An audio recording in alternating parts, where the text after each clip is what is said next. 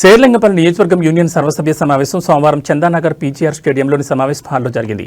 ఈ కార్యక్రమానికి ముఖ్య అతిథిగా హాజరై టీయూడబ్ల్యూజే రంగారెడ్డి జిల్లా అధ్యక్షుడు శేఖర్ సాగర్ పాల్గొని ప్రసంగించారు. శేర్లింగంపల్లి నియోజకవర్గం పాత్రికేయుల సమస్యలు పెండింగ్ లో ఉన్నాయని, వాటిని పరిష్కరించే దిశలో అప్పటి ప్రెస్ అకాడమీ చైర్మన్ అల్లం నారాయణ కృషి వల్లనే సాధ్యమైందన్నారు.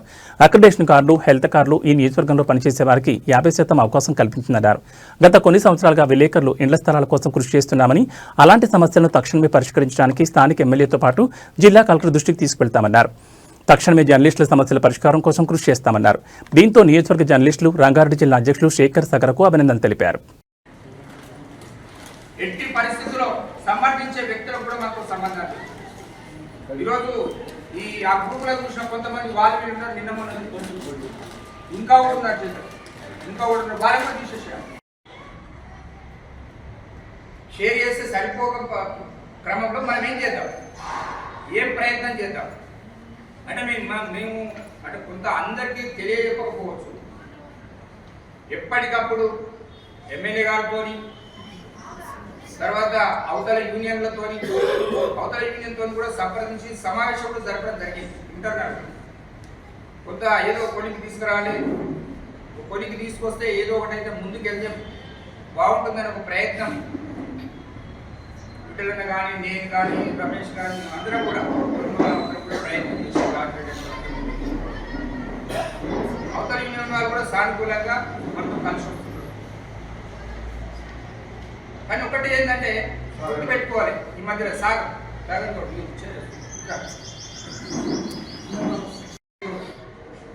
కనీసం గుర్తింపు కానివ్వడానికి కూడా ప్రయత్నం చేయని అసమర్థ నాయకులు ఈరోజు మేము మా యూనియన్ అని చెప్పుకొని మీటింగులు చెప్పుకోవడానికి సిగ్గనిపిస్తలేదా మీకు అని ఈ సందర్భంగా వాళ్ళని మనందరి తరఫున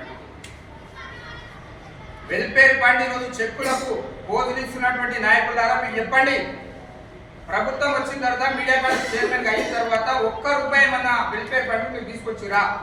జర్నలిస్టుల సంక్షేమ నిధికి 42 కోట్ల రూపాయలు తీసుకొచ్చినటువంటి చరిత్ర అల్లం నారాయణ గారికి మీరు అందరూ సపోర్ట్ కొట్టండి, మనం అభినందించాలి. అల్లం నారాయణ గారు ఆ 42 కోట్ల రూపాయల సంక్షేమ నిధి నుంచి వచ్చేటువంటి బ్యాంకు ఇంట్రెస్ట్తోని వచ్చిన డబ్బుతో ఈరోజు చెక్కులు పంపిణీ చేసుకుంటా, పోజులు ఇచ్చుకుంటా మేము జర్నలిస్ట్ నాయకులు అని చెప్పి యూనియన్ నాయకులు పక్కన పెట్టుకుని పోజులు కొట్టుకుంటారు. వాళ్ళు మన గురించి మాట్లాడతారా?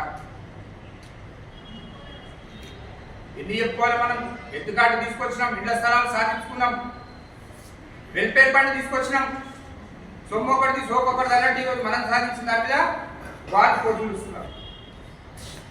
అక్రెడిటేషన్ కార్డు పత్రికన బిగ్ మీడియంలో ఉన్నాయా?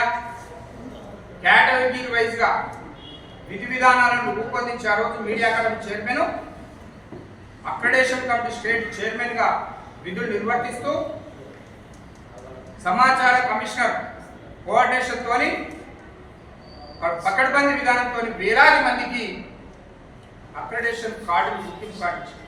మన శేర్లింగంపల్లిలో చరిత్ర ఎంతమందికి వచ్చినాయి? లెక్కలేనంత మందికి వచ్చినాయి. ఈరోజు ఏమైంది?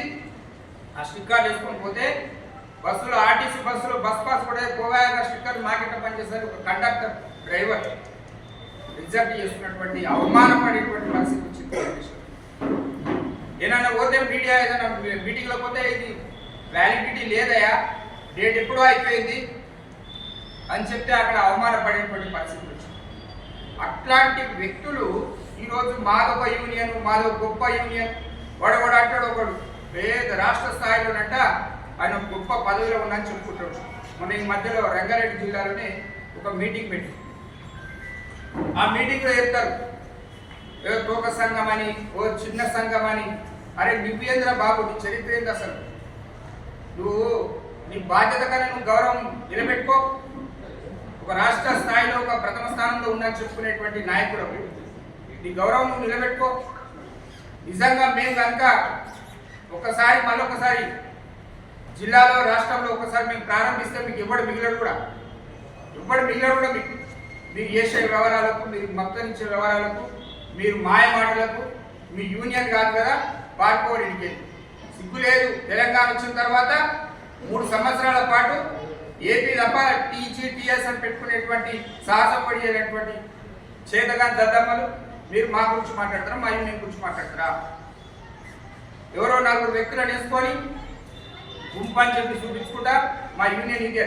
నేను చెప్తా ఉన్నా మీకు అందరికీ ఇవన్నీ ఎందుకు చెప్తా ఉన్నా అంటే మన సిఎస్ ఏంది ఈరోజు ఎవడైనా అనుకోవచ్చు ఇలా ఆ యూనియన్ మా యూనియన్ కలిసి పనిచేస్తున్నారు, కలిసి ప్రయత్నం చేస్తున్నారు, వస్తే ఇళ్ల స్థలాలు అందరికి వస్తాయి, వస్తే హెల్త్ కార్డు అందరికి వస్తాయి, వస్తే వెల్ఫేర్ ఫండ్ ఎవరికైనా అందరికీ పెన్షన్ వస్తుంది అనుకోవచ్చు. కానీ నీతిమాలిన వ్యవహారాలు పెట్టుకోవచ్చు. కనీసం నాయకత్వాన్ని గౌరవించేటువంటి సంస్కారాన్ని తెలుసుకోవాలి. ఎవడు పని చేసుకుంటూ జర్నలిస్టుల సంక్షేమం కోసం ఈరోజు ఎవడొచ్చి మాయ మాటలు చెప్పి వాళ్ళ ముందుకు నేను చెప్తా ఉన్నా. ఈరోజు ఒక నాయకుడేమో ఆంధ్రప్రదేశ్ రాష్ట్ర ప్రభుత్వం విద్యా సలహాదారుగా బాధ్యతలు నిర్వర్తించి జీతాలు తీసుకుంటా సంవత్సరాల తరబడి సొంత ఆస్తులు సంపాదించుకుంటా పైరవి చేసుకునేటువంటి ఒక నాయకుడు. ఇంకో నాయకుడు జాతీయ స్థాయిలో మేము పనిచేసిన నేను ఈ ప్రభుత్వానికి అనుకూలమని చెప్పి మీడియా అకాడమీ చైర్మన్ పదవి పొంది వ్యక్తిగత తన యొక్క మీడియా సంస్థ ప్రకటనలు తీసుకొని